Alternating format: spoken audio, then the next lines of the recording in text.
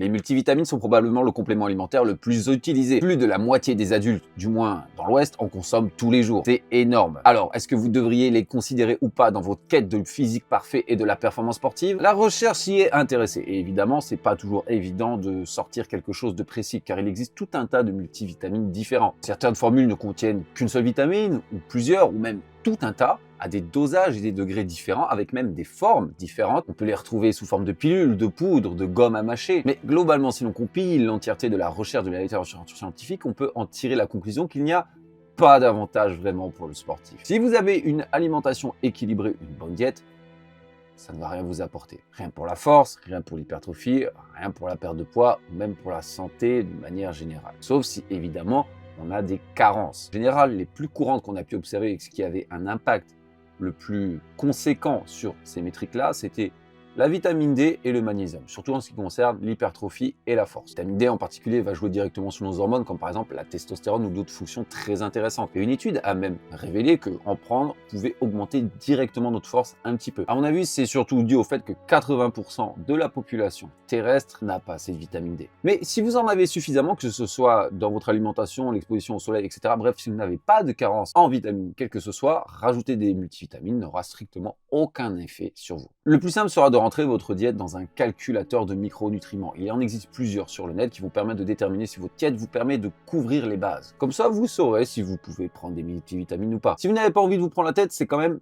un complément qui n'est pas si cher que ça.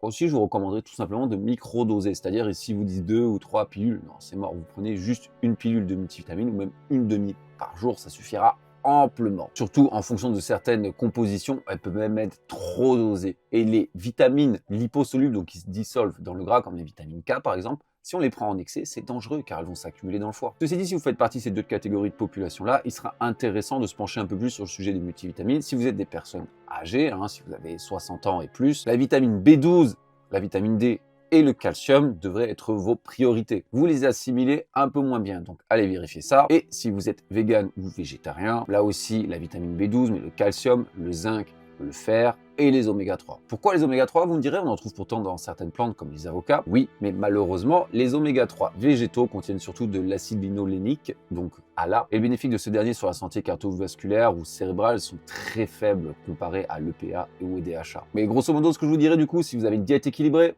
vitamine D, surtout l'hiver, et que vous prenez pas le soleil, vous habitez dans un endroit où il pleut tout le temps. Et pourquoi pas, si vous avez envie, juste simplement micro-doser une multivitamine.